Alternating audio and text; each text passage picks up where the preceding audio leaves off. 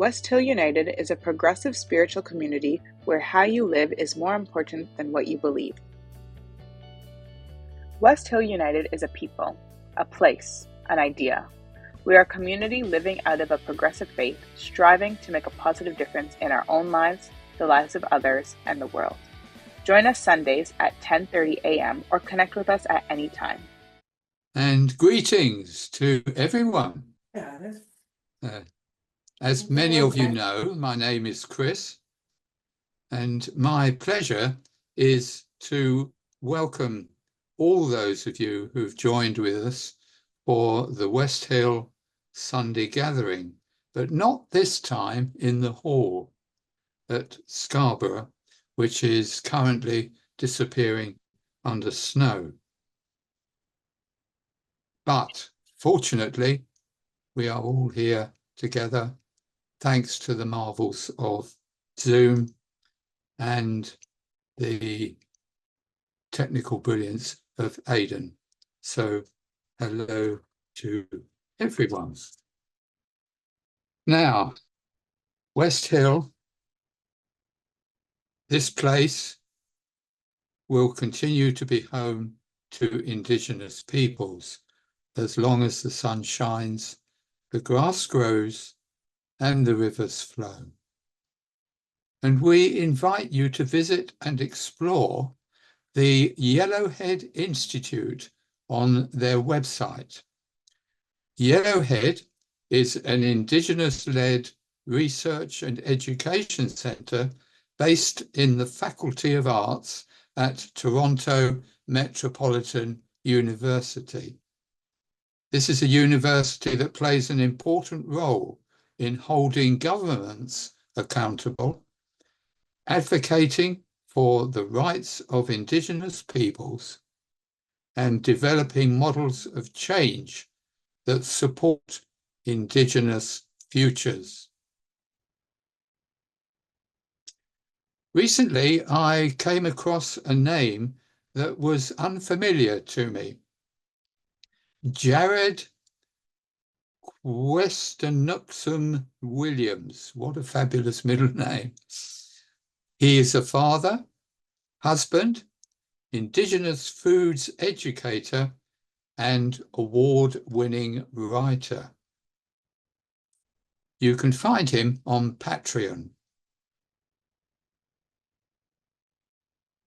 Jared writes, I wonder if one of the stumbling points to true reconciliation is that those of us who are newcomers, settlers, non-Indigenous, or whatever we call ourselves, whether we secretly wonder that if we truly wholeheartedly acknowledge all the Indigenous, then we erase ourselves. We are left with nothing, no place to go, nowhere to belong. It is existentially threatening. And so we continue a generations deep practice of dismissing, denying, belittling, and harming. We get stuck in a thought trap of, quote, I don't want to be a bad person, but I don't want to be a no person either. And if I do acknowledge the harm, the theft of land, the attempted genocide that made way for me to be here, I feel as though I might start to evaporate. Or at least my, quote, right, unquote, to be here will evaporate. Then what?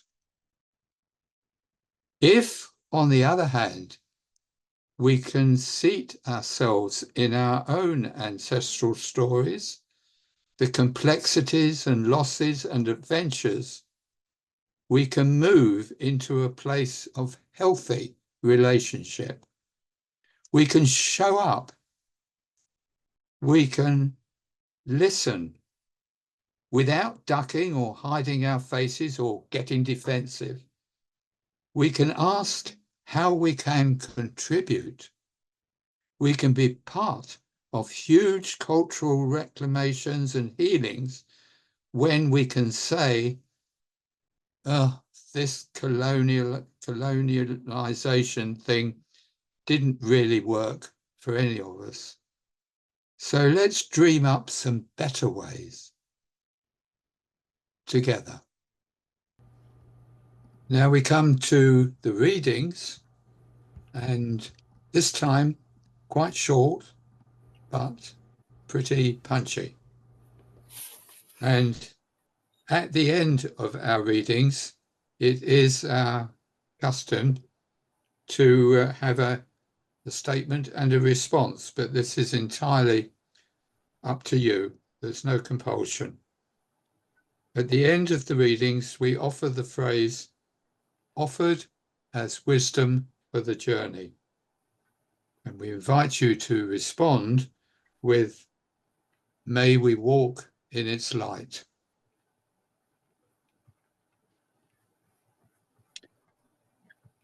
The first little reading comes from Mark Twain, who says, it ain't what you don't know that gets you into trouble. It's what you know for sure that just ain't so.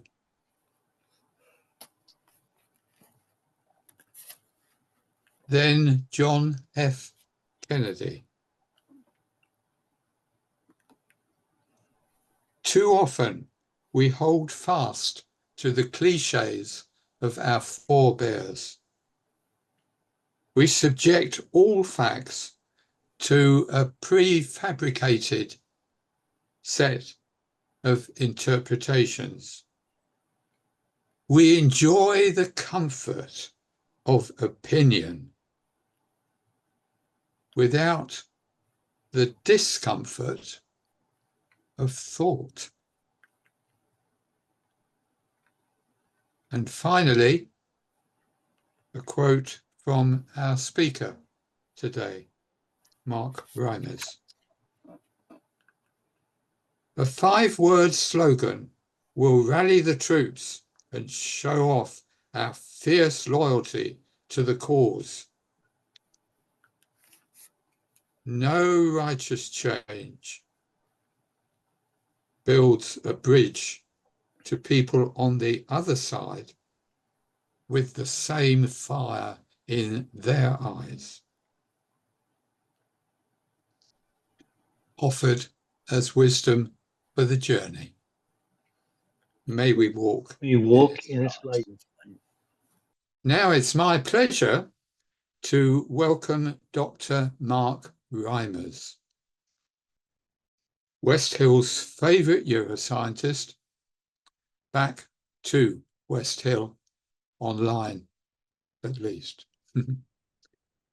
Mark's research at Michigan State University aims to cover how dynamic brain activity gives rise to thoughts and feelings. Dr. Reimers has worked at the United States National Institutes of Health, the Karolinska Institute in Stockholm, the Virginia Institute for Psychiatric and Behavioral Genetics, and at Michigan State University. He was the leader of the Richmond Humanist in Virginia for 5 years and now leads the UU Forum in Lansing and speaks frequently at humanist and science outreach events in Michigan. Just as an aside, I would have thought that having Reimers for a surname would have made him a poet as well, but maybe he is closeted. Anyway, be that as it may, please give a warm West Hill welcome to our friend Mark Reimers. Thank you, Chris. Thank you, everybody. Chris, about your comment, I wish I could claim that I had real poetry. The name Reimers actually means more or less what it would sound like in English. One who makes rhymes, a rhymer. So it's someone who makes doggerel rather than real poetry. Uh, I hope to rise above that a bit. But great. Well, good to be back with you. And going to be talking to you today about something that I think is very topical right now, and I gather that you think so too, because you've had speakers recently in the past, like Matthew Legg, and you'll have a speaker next week on the same on related topics. So if I can share screen here, is that all working? Can you Yep, that's working. screen? Okay, so the topic I'm going to talk about is from dogma to dialogue. And I think given events, especially in the United States the past month, I think you all understand the urgency of this topic right now. And um, this will be a short sermon, so I'll just talk about two things. First, I think it's worth trying to understand why people hold dogmatic beliefs, why people are rigid in their thinking and resistant to evidence. And second, I want to talk about how do we reach out to people on the other side of any particular issue, but especially dogmatic issues that we think are important, and what kinds of strategies seem to work. I think most of us know that most of the things we try naturally don't seem to work very well. Are there approaches that work better? So that's the outline. So let's start with what is dogmatic thinking? And I think we all encounter it every day. We recognize it better in other people than in ourselves. Of course, we are not dogmatic. We're just well informed.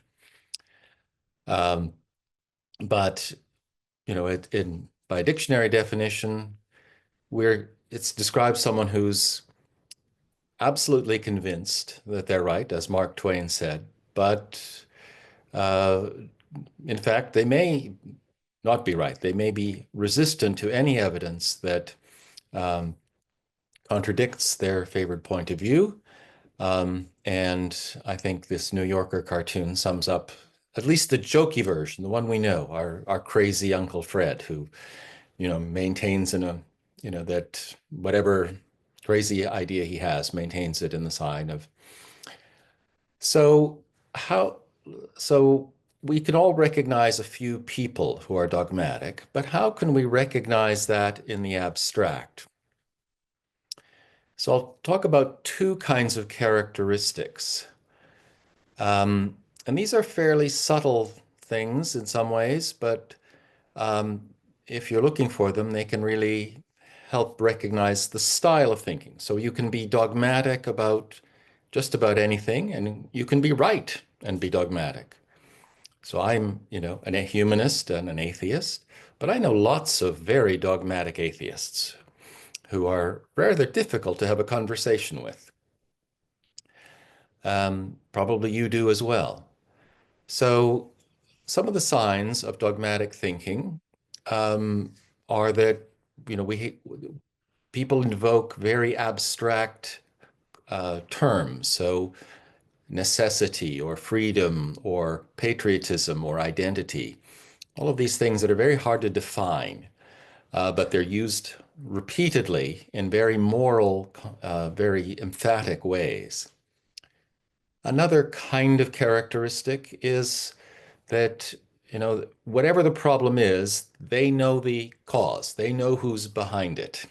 It's, evil corporations or the communists or global capitalism or Hollywood, the movies, or something. There's a one or just a very small range of causes for just about every problem that they encounter. And a third characteristic is that, if you disagree with them, you're not just mistaken or wrong about the matter, you're deeply wrong. You're on the wrong side. and you're unpatriotic, you're treasonous, or whatever characteristics on the left we use.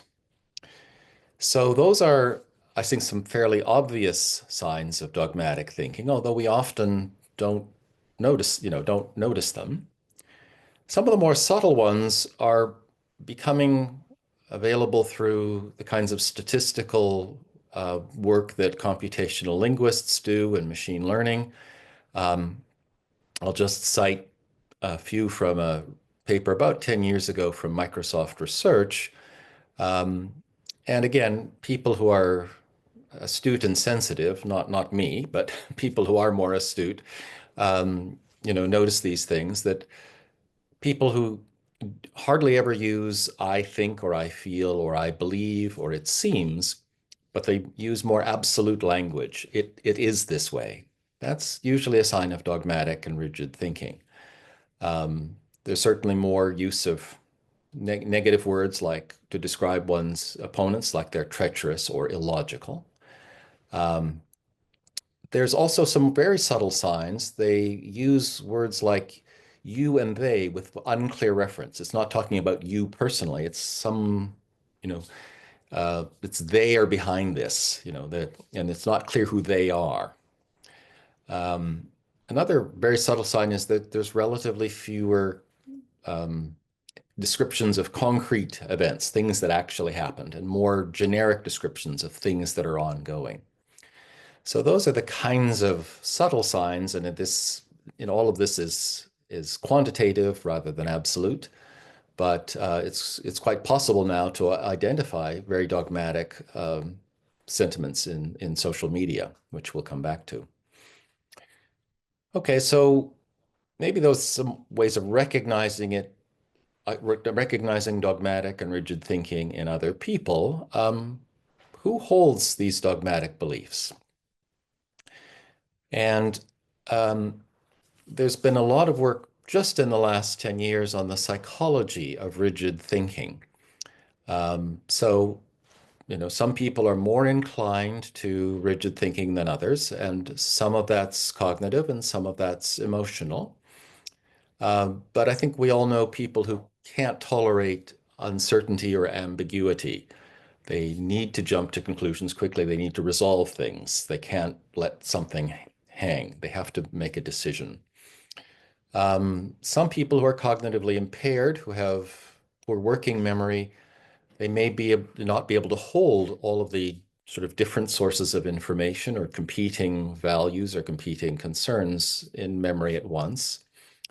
And lest we dismiss people, I think we are all cognitively impaired when it comes to the complex issues that confront our modern society. I don't know anybody who's both an economist and a sociologist and a therapist and all of the other things that you would need to really come to grips with our complex problems. And then, of course, probably the largest category of people are people under stress, who need allies, who are grasping for allies, and by signaling their allegiance to a particular group, they can find those allies. Now, one of the things that we would like to believe, most of us, I think, are on the sort of left end of the political spectrum, is we would like to believe that we're open-minded. It's the other guys. They're the ones who are dogmatic and rigid and prone to conspiracy theories. We wouldn't do that. Well, at least as far as we can tell empirically, the distribution of sort of rigid thinking or cognitive flexibility is not too dissimilar on the extreme right and the extreme left, at least in the United States. Maybe there's a little more open-mindedness and cognitive flexibility on the far left of the spectrum, but it seems that actually the moderates, as they claim, are somewhat more nuanced overall. This simple diagram doesn't do justice to all the nuances. There are some differences in the kinds of rigid thinking on the left and on the right. And if you're interested, I can say more about that in the question and answer. But I'd like to also ask you to reflect on yourselves a little bit. You know, how would you know if you're dogmatic? And if you think about one of your beliefs, something you hold, quite sincerely and quite thoroughly, ask yourself, would it change who I am if I didn't hold this belief, or if I held a different belief on this topic? Would I be a deplorable person? Would I be able to hold on to my friends? Can I describe something that maybe I don't know about? Maybe I don't know the truth about this, but some possible fact, not space aliens coming and telling me that this is this is the case, but something that might really occur that might change my mind. If you can't describe any plausible scenario in which you change your mind, then you're probably pretty dogmatic. So why do people hold dogmatic beliefs? And I think this has come into focus in the last couple of decades, partly through a number of brain imaging experiments, and partly through a long history of good novelists. And that is that we find that our political beliefs or our religious beliefs exercise the parts of our brain that are also exercised by social commitments, by our long-term relationships, the social communities we're embedded in.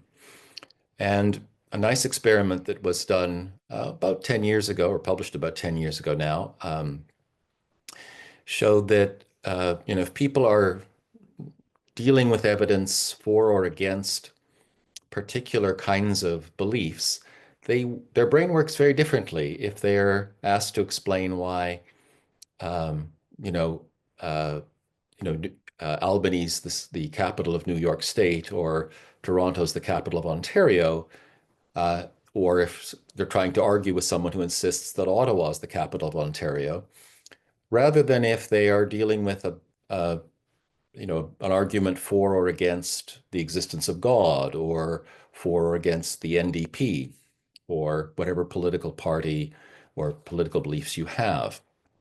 And the areas of the brain that are very active when you're trying to wrestle with a political or religious belief are exactly the same areas that you engage when you are worried about a long-term relationship, about maintaining your ties to your family or your community, if you're worried that those may be broken. This is not, of course, slam dunk, but it's very suggestive evidence that maybe what's motivating your political and religious beliefs is more your deep commitments to your relationships rather than a process of reason. And this is also, I think, the case that Matthew Legge makes in his excellent book.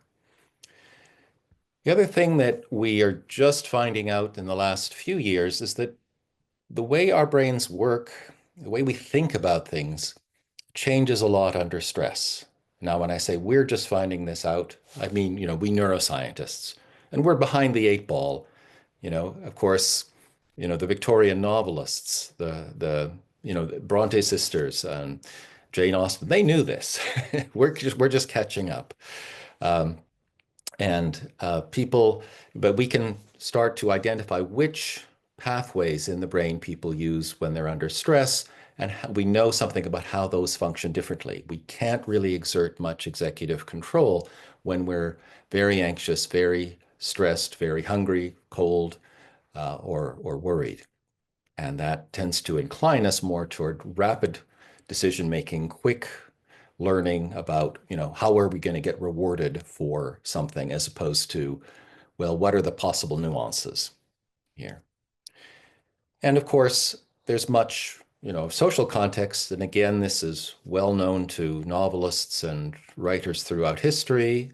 It's been quantified by social scientists in the past few decades, but the more isolation and resentment and humiliation you have, the more likely people are to look for some kind of dogmatic belief that establishes them as one of the few true believers who understand the machinations behind the way society works.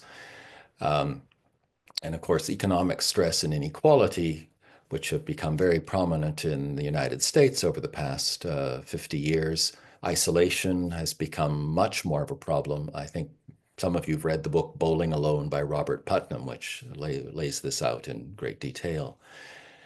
And then, of course, in the last 20 years, we've had an explosion of technology, which enables sort of the worst aspects of human nature. So, of course, social media can do many things, but and it can work for both good and for ill. But remember that our fastest and strongest emotions are our negative emotions. It's more important over the last 10 million years for us to deal with threats quickly and decisively rather than to engage in friendships. But for the long term, engaging in affiliative interactions is better for our species. But our emotions, our immediate emotions, and are mostly the negative emotions. And those are the ones that social media amplifies because you can ping back a snarky response or an extreme slogan or meme to someone to show off very, very quickly. And that's, I think, amplified many of the worst aspects of human social interaction.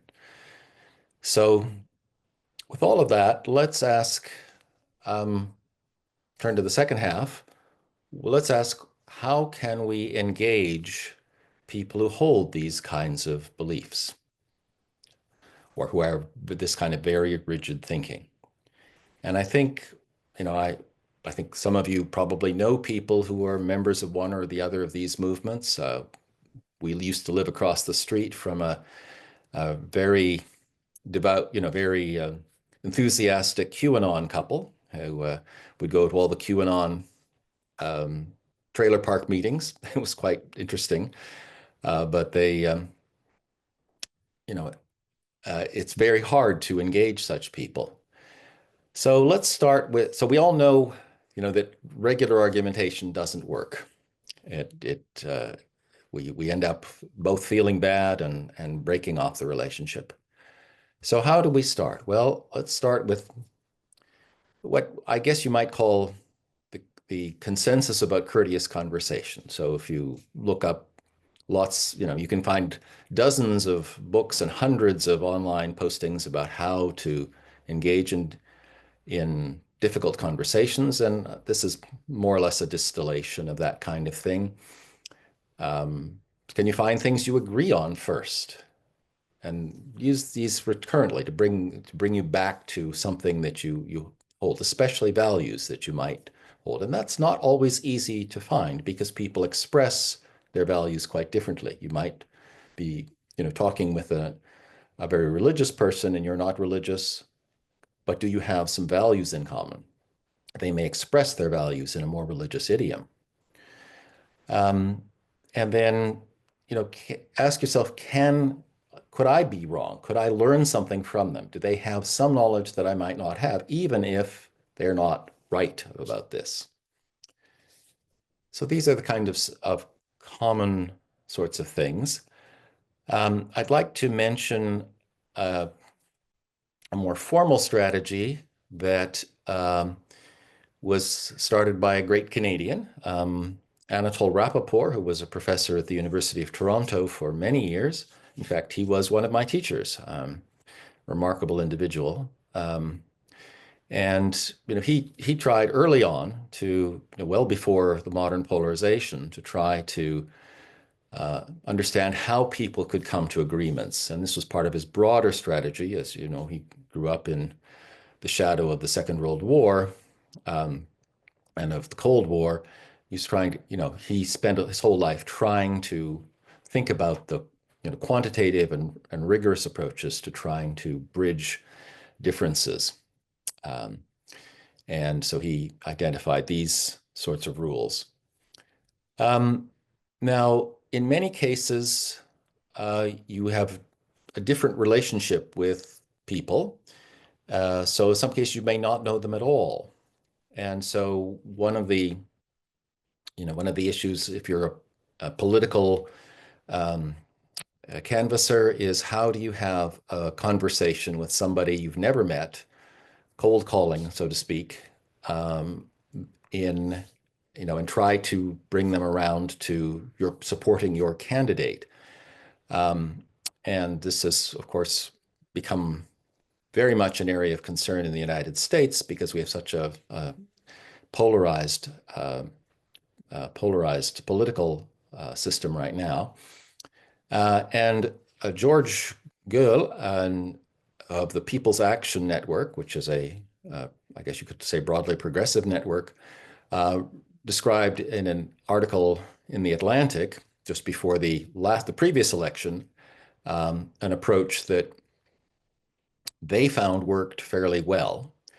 And that was to start with the concerns of the people they're visiting.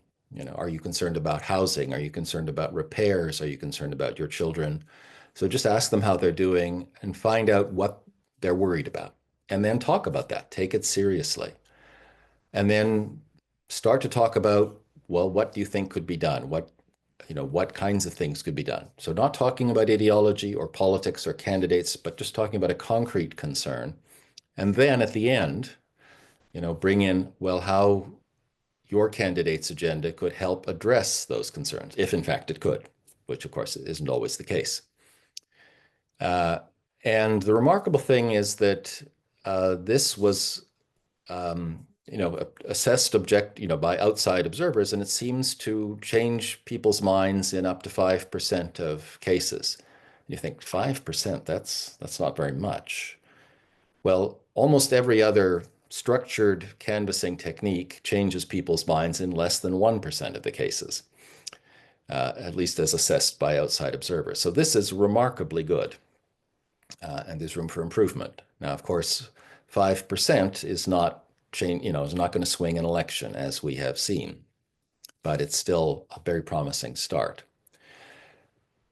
There are other strategies, other approaches. Often, if you start with a particular, so this is not for conversation, but more for public speaking, if you start with a particular human drama that sort of draws people into the particular feelings and life situations and choices of the characters, and that leads them maybe to reconsider what their prior judgments or prejudices might be. Now, of course, storytelling can go both ways. And it depends, a good story or an effective story is one that sort of reaches into the psyche of the listener and, provides sort of characters which embody the conflicts that they are feeling. So, both sides of an argument can use a good story. It's not that only the quote right side has the best stories. Unfortunately, I think, many very very extreme politicians in the United States seem to tell stories that are compelling to a lot of people. I think they're false, but so I'm very ambivalent about this, and so are many of the social scientists. But the fact is that it is an effective technique. And then finally, if you must argue, can you at least set out the parameters of that argument? Where do you actually disagree? Hopefully you don't disagree about fundamental values and how important is it? And then agree on what are you trying to achieve? And then most importantly, what kinds of evidence will you accept? If you don't accept the writings of a holy book and that's the primary source of evidence, then for the other person, well, you can't really have a very effective argument. I'd like to end with maybe a kind of hopeful note. We think of our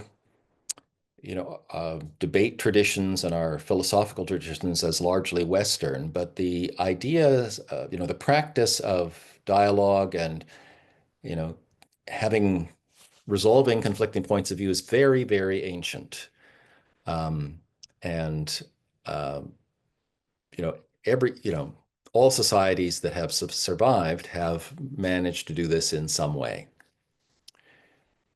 And I think I'd just like to point you to some further reading. I think you heard Matthew Lega a few months ago, his very, very good book, which Dan Cooperstock put me on to. But I'd also like to mention good arguments by Bo Seo, a Korean American immigrant, and a new book that's just coming out by a woman at Cambridge University who I think is really the up and coming star. I've cited several of her papers in this talk. Lior Zmigrod, so yes, of course, Eastern European, so really very much understands a society that's affected by ideology. And that book will be published next month.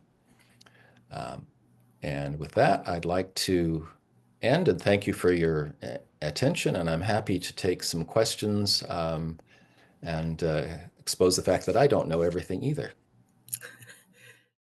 Become a sustaining champion of West Hill United's work by committing to an automatic monthly donation.